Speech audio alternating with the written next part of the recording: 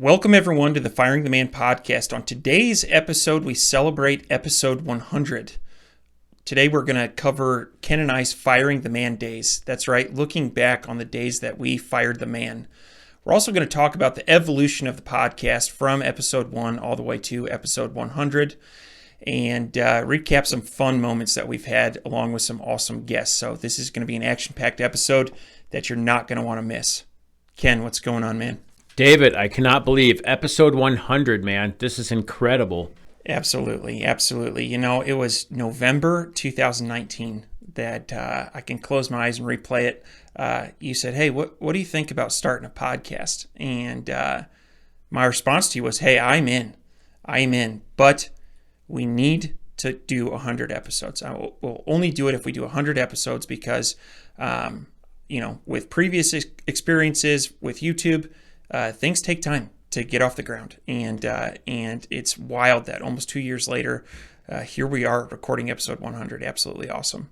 Yeah, absolutely. And, kind of looking back on that, when you said, hey, I want to commit to doing, I want you to commit to doing 100 episodes, I was like, holy shit. I'm like, okay, let's do this. And, getting to that point has been, there's been struggles, there's been huge wins, huge losses, but it's been a journey going through the whole process. Absolutely. So our vision or our goal when we started this, taking us back to November 2019, was to fire the man. We had both had relatively established e-commerce companies, and we were looking to fire the man, and we decided that we were going to hold ourselves accountable and name the podcast Firing the Man. And so let's talk about, from the time we started the podcast to when you fired the man. Let's talk about that and kind of recap that day. Sure. Yeah, you're right. Like that was pretty crazy to name the podcast Firing the Man, and we both still had jobs at that point. It's looking back on it, it's kind of funny, but I think it's one of the things that motivated us to really ramp it up. So we started the podcast, I believe episode 1 aired January in 2020. So from January 2020 until I fired the man June 19th. So it was about, 6 months, 5.5 months. So during, when we started the podcast, I'm like, this is getting real. Like this is, we're going through this process, and, from the guests we were bringing on the show, the information we were pulling from each other, and I started putting a plan together as well as, I hired a coach, and that was really helpful to get a plan put together.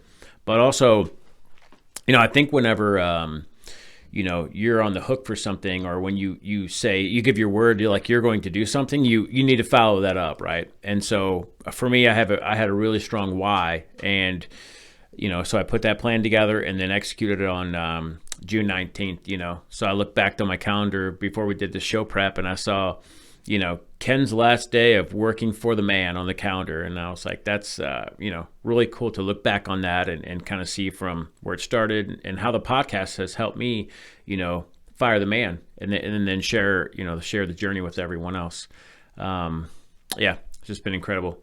Absolutely. I will, and we posted a YouTube video about it, but I'll never remember you walking out of that exit interview, and we went and grabbed drinks after and celebrated, and it was just a wonderful day. And from an outsider looking in, it was really cool to see. Very early on, you were putting the plan in place. You had your criteria.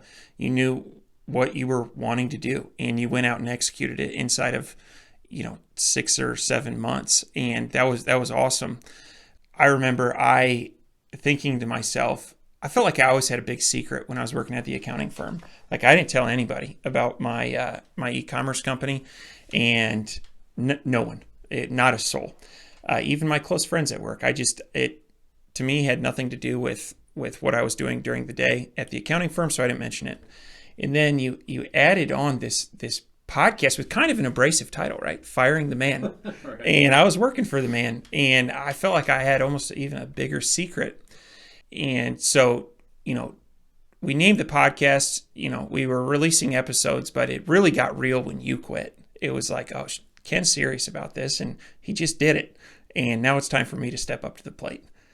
the same thing for me, watching you walk out of the accounting firm that day and like just seeing like the bricks fall off your shoulders. Can you walk us through that of like what you just said, watching me do it and then to when you did it? Yeah, absolutely. So I would say that if I'm being honest with myself, I may have said publicly that I had a plan. However, I had never really put anything on paper, and I'd never set like specific criteria in terms of income or what it would take. I just always was like, I need to keep growing this company, and it's not big enough to where I can leave. And so I would say starting around June when you did Fire the Man, and watching you, you had criteria on paper. You had a plan in place. You had calendar invites. You had certain milestones that you were hitting. I think that's when I started to get really serious about it. And so, that was really, I would say that was my day one. And I would say to all of our listeners, if your goal is to fire the man, boy, is there tremendous value in writing it down and having milestones and Ken's, your process and the process that I followed has been fairly well documented on this podcast, so I'm not going to rehash that. But that was had a strong Q4 going into the end of that year, and I was thinking that it was going to be the summer of 2021 when I quit, and I ended up coming early. In fact, I think it was around New Year's that I frantically reached out to you. I was like, Ken, I need to talk to you today. And we hopped on a Skype call and I said, listen, I'm firing the man. I just got done looking through my books, looking through our personal expenses and all the bills that we had. And I realized like, hey, this is feasible. I can fire the man. And so, told you and then went in that same day and put in my notice, which, I gave him 2 months just because, I'm a hell of a good guy. But anyway, so February 26, 2021, that was the day that I fired the man. And it was awesome. Like you mentioned, that load of bricks was released. And it was really cool telling people about what I'd been up to in my free time for the last 4 years. I'd spent thousands of hours working on this company and I hadn't told anybody. So it was kind of nice to like tell my secret to the world. And so that was a day that I will never forget. Yeah. It's been awesome to kind of document the process and share it with a lot of people. I get random people, emailing and saying, hey, it's been listening to the show. It's really cool to see, like we talked about, normal people doing this process and watching it, because if you're on one side of the fence and you're looking to get to the other side of the fence, you want to know that other normal people like you can do that. And so, I think it's great that, we've shared this journey with the listeners on the podcast and inspired others to do the same thing, if that's what their path, if that's what they want to choose on their path. So moving along, let's, you want to cover the evolution of the podcast? Absolutely. I look at, we're sitting here in the studio. I look around, we've got nice decor. We've, good lighting, good audio. And I think back to the early days of the podcast studio. We started in your basement. I remember recording episode 1. I think we just had a like regular 8-foot table set up in your basement, and it was nothing flashy. And of course we had all kinds of audio problems, and that was the starting place for the podcast. And those are some of my favorite episodes to go back and listen to, because we were so early in our journey. It was really fun to watch, honestly, how much we didn't know. Right. We were definitely breaking ground there. The lighting was horrible.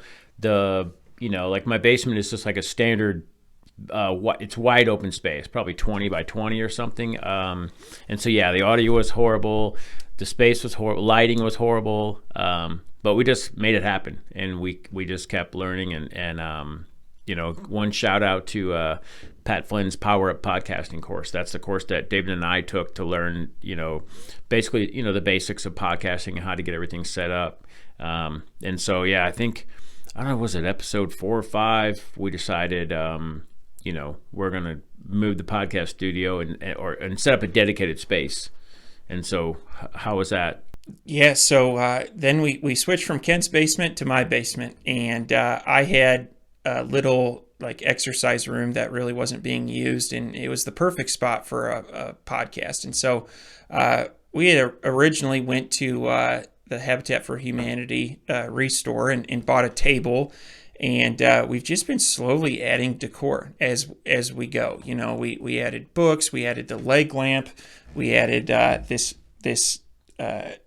nice old-fashioned 10 key, and we've been slowly adding decor, which is fun. You know, it's been fun, and I would say like our audio quality's definitely improved, and it's been nice to have like a dedicated space to sit here and chat. And when people come over, it's kind of fun to show them the studio, and you know, looking forward to 2022, we are going to be moving yet again, and we're going to be moving into a professional podcast studio that is currently being built.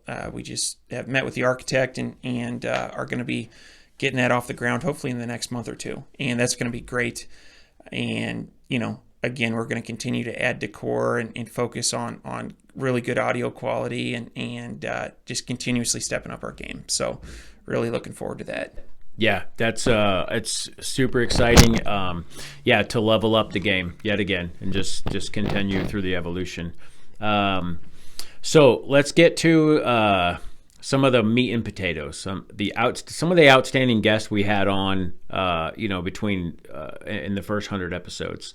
Let's go down the list. David, you start. Yeah, absolutely. And what I'll say about this list is as we were prepping for this episode, this was very hard to come up with. We have had so many. We could spend 10 episodes just recapping awesome guests that we've had, and so to the extent that we don't mention anybody doesn't mean it wasn't a good episode. We've had awesome guests. So first one that stands out to me is Walker Dybel. Couple things that I really like about Walker. He wrote a book called Buy Then Build, and that really changed the way I think about entrepreneurship and the way that I think of, you know, buying a business versus starting a new business. And on top of that, Walker's just a really cool guy. Like, he's an awesome guy to talk to. He's super smart, really, you know, savvy, and knows a lot about the end game, which is exiting a business, and kind of works backwards from there. He's an entrepreneur, and I absolutely loved that podcast. And so on top of that, he's got a great book and puts out a lot of great content. So I felt really honored to have Walker on the show. Yeah. What about you, Ken? Who's on your list? So the next one on the list, episode 19, was with Carlos Alvarez, who's if you've been in the industry, he's an e-commerce legend. If you've not heard of him, go check out his stuff. He's got in the show notes for episode 19, we link to Carlos's his website, and he's got a podcast, and he's got a lot of stuff going on there. So we brought Carlos on the podcast to kind of share. You know, he had been doing it. I think he said he was working for himself for like at least 10 or 15 years. He's been doing this for a really long time. He sells on Amazon and multiple marketplaces. He has brick and mortar businesses, online businesses. So we brought Carlos on and talked about lessons learned. You know, he covered a wide range of topics, like, you know, why not to partner with someone, and sometimes we learn, well, I would say oftentimes we learn more from what not to do from other people's mistakes. And so, you know, Carlos just shared just a treasure trove of lessons learned, and as well as what's working for him. So it's a great episode. If you haven't heard it, it's episode 19. One thing that stands out to me about that episode was he has an awesome story, and I'm not going to retell the story. You should go and hear it from Carlos himself on episode 19. But he had a snake and started to get into crickets, selling crickets. And he had, I forget, several million crickets in his apartment. And they got so loud from the chirping that he got evicted. It's just a fantastic story. And Carlos, he's a hell of a guy. And I'll tell you what, for being as successful as he is, he sure is open about talking about his failures and his mistakes and lessons learned, and that's awesome. I huge fan of Carlos. It was awesome to meet him in person at the Prosper Show in Las Vegas this year. So yeah, for sure. So next on the list is one we did very recently, was episode 91 with Adam Feinberg. And this fella took $25,000 and over the next couple years turned that into a 9-figure exit. That's right, north of $100 million. And this was an awesome episode. The thing that I really liked about it is it seemed like he did the small things well. For instance, like inventory. He talked about how the worst case scenario for you is to run out of inventory. So he always has 6 to 9 months of safety stock. And we've actually made some pivots in our own business based on that feedback from seeing someone who's far past us in terms of revenue and income. And so just a ton of practical advice there. And so I would say whether you have a company that's doing a couple $100 or a couple $1,000,000, there's a ton of value in that episode. Absolutely. And one thing that I'd like to add to that one is, Adam is like a super down to earth. Like if you're talking about someone that exited a business for $100 million, like, and you talk to Adam, you wouldn't like, he's super humble. And he's just like, he shares his story on episode 91 about how he used to work for corporate America and then how he kind of transitioned into being an entrepreneur, and just super normal, humble guy. And I was like, it's an incredible story. Yeah. If you haven't heard it, go listen to episode 91. Definitely. All right, who's next on the list? Kevin Sanderson, episode 41. And so Kevin Sanderson, he specializes in selling on Amazon international marketplaces. And so we brought him on to share that. And we've actually expanded our businesses in 2021, all the portfolio brands, into Amazon international marketplaces with Kevin's service. And so he's Maximizing E-commerce is Kevin's podcast too. So yeah, one of the things, we were talking about expansion in our own portfolio companies, and Amazon International, you're already selling those products, you already have listings, the reviews transfer over, so it's almost like an immediate like bump, and with minimal effort. And so if you're looking to kind of expand your business, that would be if you're on Amazon exclusively, or if you're doing really well, you want to give that an extra bump. Episode 41 is something you want to definitely go listen to.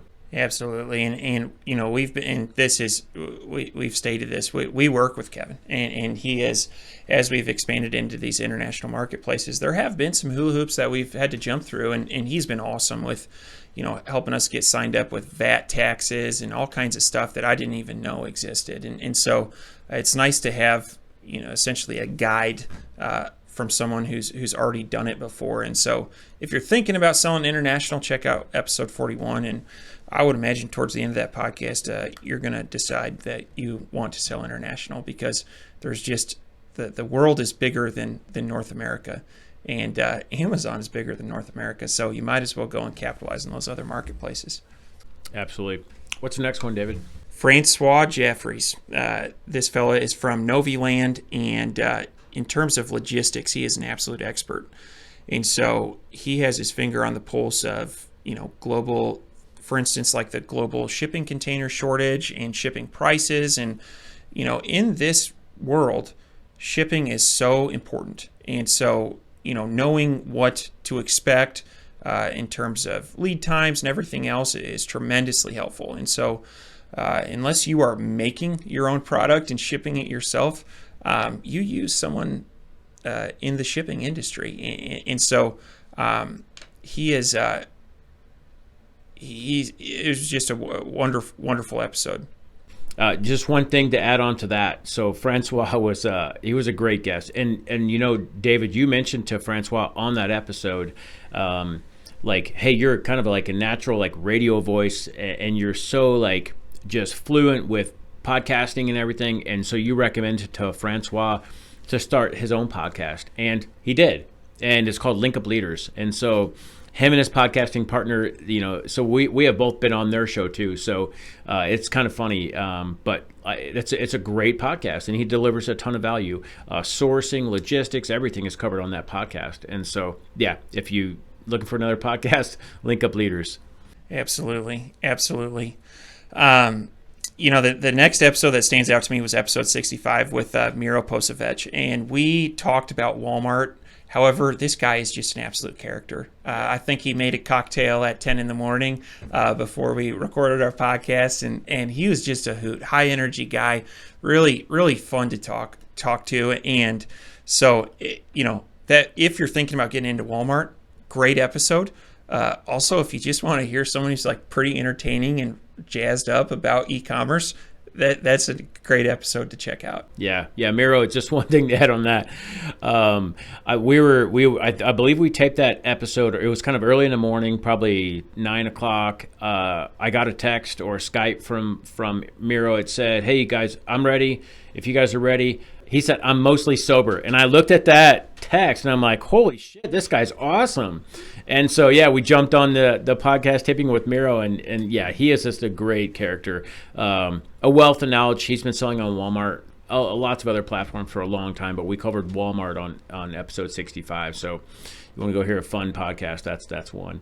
And probably the next one is probably one of the wackiest shows we've actually done in all 100. Yeah, when we got done recording episode 94, it was with Paul Ross. The title is The Art of Subtle Words That Sell. When we got done recording that, we shut our laptops and looked at each other and we're like, wow, he is one hell of a guy. He is one hell of a guy. He's got quite a personality and has had a very storied life in terms of what he's published and what he's put out there. And it was really entertaining. And I can honestly say I've never met anyone like that. And hell of a good guy. But it was a just downright fun podcast to listen to. Talk about pivoting. So Paul Ross is he's a specialty with like copywriting and words. He wrote the art of subtle words that sell. And at one point we were interviewing Paul and like this shit went into left field quick, and we had to kind of figure out how this was gonna this show was gonna flow, and it was fun once I realized, hey, this is Paul's nature, this is how he operates. We just went with it. And so if you want to hear the craziest podcast we've ever done, it's episode 94, and Paul delivers a ton of value on that episode on words that sell and kind of how to do that. So there was it was fun. It was a lot of fun.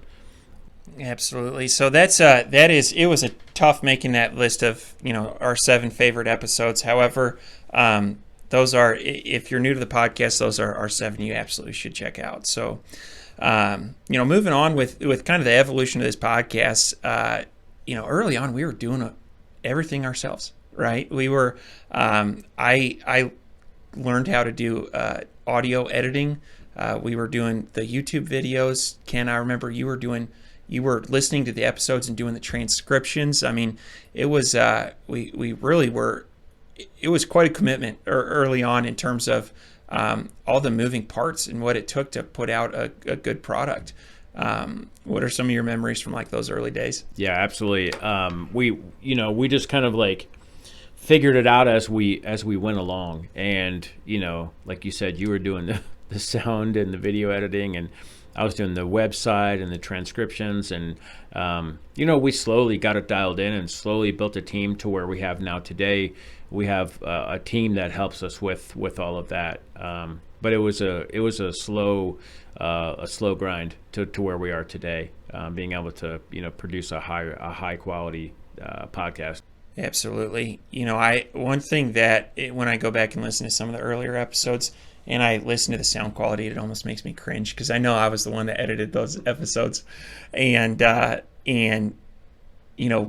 what I will say is the content's good. We always stay true to our message, and we're putting out good content. And it's been fun to listen to the audio quality get better and folding in video. And it's been fun to, from 1 to 100, we made huge improvements. And I'm just looking forward to the next 100 episodes to see where we can take this thing. Yeah, absolutely. So let's, should we talk about one of our favorite episodes? Absolutely.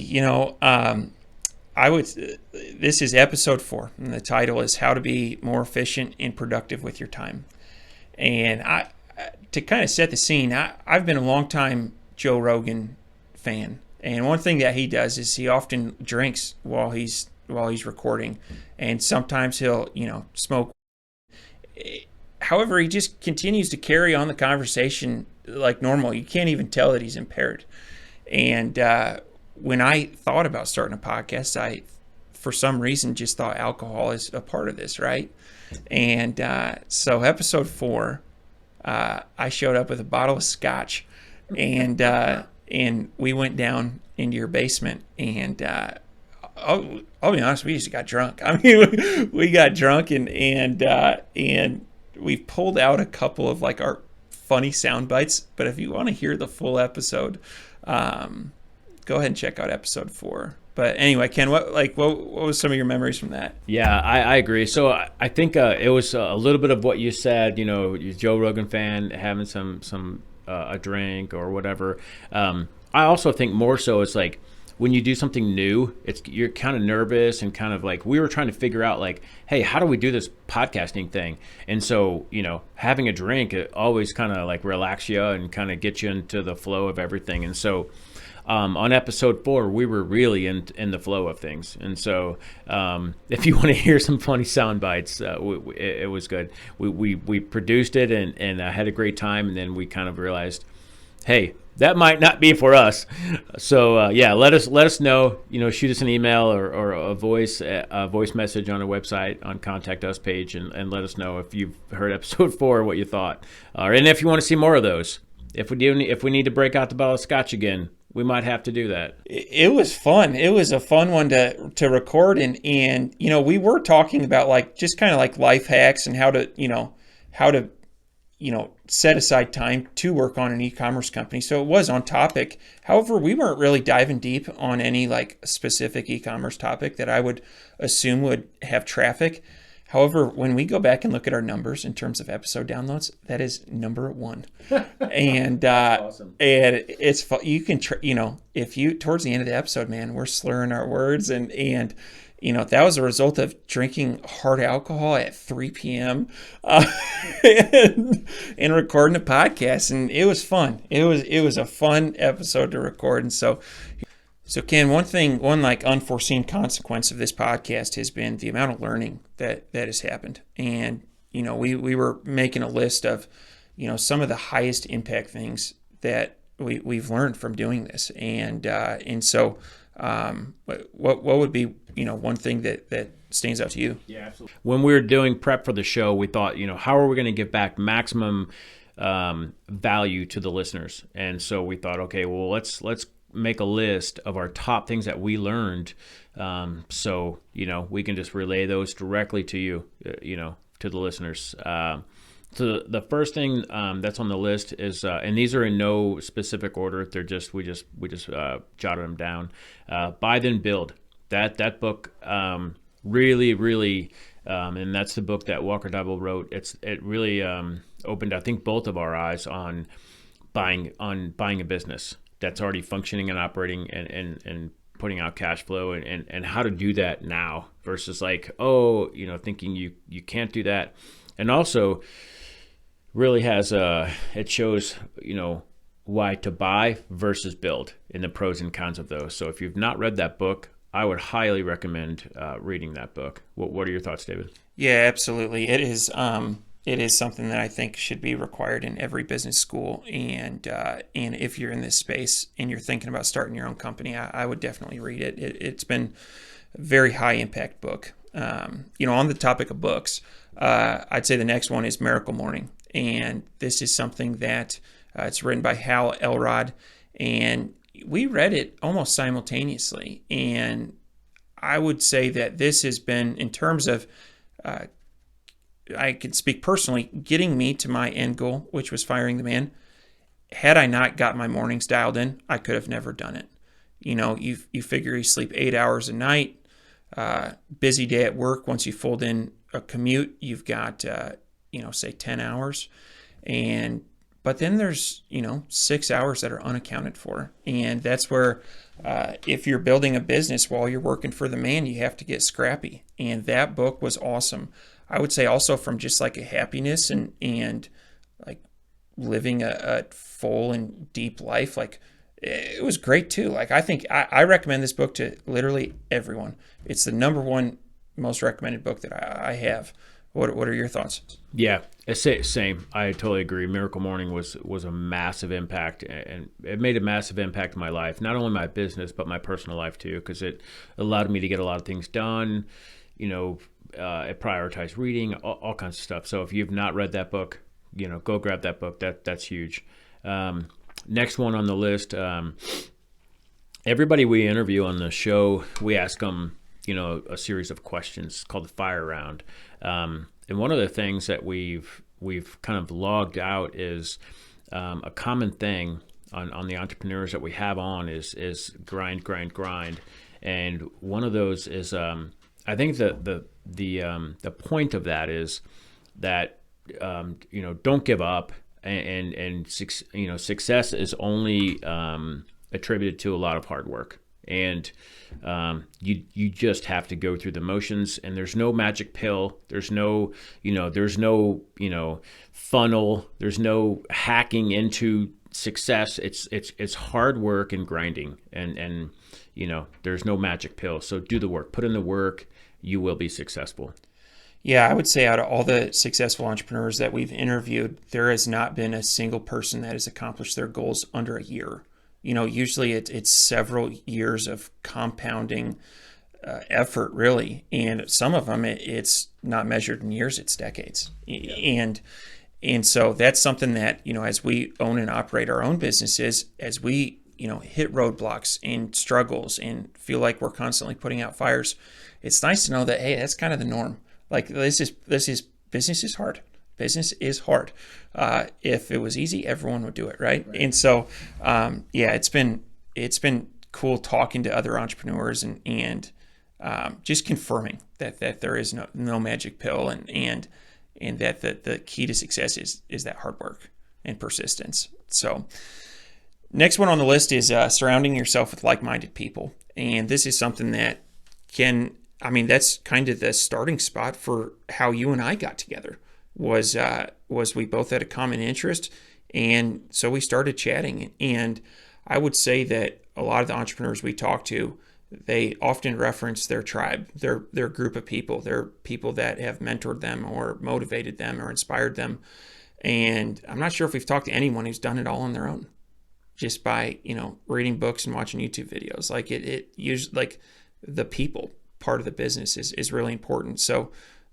What are your thoughts there? Yeah, absolutely. And that's probably one of the top three on this list is surrounding yourself with like-minded people. Like you mentioned, David, we met at your meetup, and also when as we referenced this to the podcast, it's like, people that we have on the podcast are in this space. And so, if you're listening to this podcast, you're going to be getting people in this space, a constant flow of us interviewing experts in this space. And so that's kind of more of a distant connection. But, in terms of surrounding yourself locally, I would definitely recommend meetups, masterminds, things like that. It's a very lonely world being an entrepreneur, and you need a support system, and you need other people that are doing what you're doing in the space, so you can bounce ideas, and so you can stop talking to your spouse or your significant other about conversion rates and PPC, and talk to people that want to hear that stuff. And so that's huge. It'll help you grow big time. Next one on the list is exit planning. And this was something that early on, I don't think either one of us were doing that. I know you have a M&A background, David, so you're probably in the back of your mind like thinking about the exit, but I was not. I was just like, hey, how can I grow a side business and stop working for the man, right? And so as the evolution of our businesses have grown and matured, now it's like, exit planning is we have weekly, monthly meetings on exit planning. What can we do to make our businesses more attractive to a buyer? And so we had Joe Valley on the show not too long ago. He wrote a book called The Exitpreneur's Playbook, and that was huge. It has that. If you have not read that yet, go grab that book. It's written by a broker who's been in the industry for a decade and lays out everything you need to do with exit planning. So that is huge as your business gets to kind of, if I could turn back time and as I was starting my businesses, I would have planned for an exit then. And so even if you don't have a business now, exit planning is definitely a topic you should be, researching and figuring out early on. And if you already have a business and you're not exit planning, you should right now. What's the next one, David? Yeah, I would say that we have had quite a few guests on the show that have, had 6, 7, 8, up to 9-figure exits. Tremendously successful entrepreneurs. We've had people that have started agencies that are doing tremendously well. And one common thread is that they're normal people. I remember like very early on in my business career when I would, hear of someone selling a company for $100 million, I would think, oh, they must have a rich dad or rich uncle that set them up with this, or they must be a Harvard MBA, or, they must have some secret sauce that the general population doesn't have. And what I found is some people do have a rich uncle. However, most of the ones that we've interviewed don't. They've just been normal people with a normal academic background, and if an academic background at all, right? And so that's really inspirational to me because I consider myself just a normal guy. Like I don't have any of that secret sauce, and so it's really inspirational to see other normal dudes and gals, having not only success but like tremendous success in terms of, I'm talking money, but I'm also talking lifestyle. I'm talking, about just kind of the whole picture. And so that's been really cool to see. Absolutely. And I also share that thought of when you see successful people, you always think in the back of your head, oh, they were given that or they were silver spoon, whatever. And you're right, David, the bulk of the people that I've met, that we've had on the show, I don't think any of them have had any they've built businesses from scratch and they were successful. And so I think that is crucial. Like we talked about earlier, being on one side of the fence, looking at somebody on the other side of the fence, how do you get over that fence? And, I would also consider myself normal. My girlfriend would probably tell you something different, but I consider myself normal. And so, David, if you and I can build a business and exit our job as normal dudes, then anybody listening to the show can. And so that is a huge thing to mentally grab a hold of and say that you can do something. So last one, snowball effect. This is something that kind of applies to your personal life, your professional life, everything. And it's, especially the podcast, we did what came before episode 100, episode 1 through 99. And so we didn't get to 100 without episode 1 through 99. And so once we did, we got through episode 4, the bottle of scotch was empty. And so we had, well, what's next? 5, what's next? 6. And so we got better and learned. And, that applies for your business, that applies for your personal life, the Miracle Morning, everything is, the snowball effect is basically, your momentum gets bigger and bigger and bigger. So, your habits that you form every day that you do the same thing, it's the snowball effect. David, your thoughts on that? Yeah, applying this to the podcast, I would say first couple months, one thing I'm very proud of is we have put out one episode per week and have a perfect record of that. Usually we try to do Tuesday morning. We've had a couple Thursday releases, but once a week we've released an episode. And, if you look at early on, man, we were getting 5 downloads, 10 downloads. And I know some of those downloads were from me, doing a quality check or friends and family, right? And I would say, it was helpful to have a partner that was also just interested in putting out good content, but also faith that these numbers are going to pick up. And I would say that it probably has taken twice as long, I would say, to get to where we're at now. But I'd say that's pretty true in business too. Things move slowly, progress moves slowly. And it's just that, showing up every day, showing up every week, and putting in time and effort and just trusting in the process is tremendously helpful. So and we've witnessed this snowball effect from a lot of different entrepreneurs as they've just continued to show up every day. So that rounds out our the top things that we've learned from our first 100 episodes. Ken, go ahead and close it out. Yeah, sure. So we definitely want to give out a huge thanks to every single listener. We wouldn't be producing the show without people listening. We've committed to another 100 shows, another 100 episodes. So if you have any ideas on, episode topics, if you want us to interview specific people, something you're struggling with, email us, support@firingtheman.com. Go onto our website. You can leave us a voice message there. We're here for you guys. We want you guys to succeed and win. And David and I are going to be doing this for a really long time. The last thing is, if you've had any, if you've listened to any of our episodes, 1 through 100, and if you found anything helpful or has it added value to your business or your life, we would be honored if you would go onto your podcasting platform, iTunes, and leave us a review. That would make our day. So awesome. All right. Well, thanks everyone for tuning in, and we'll see you next week.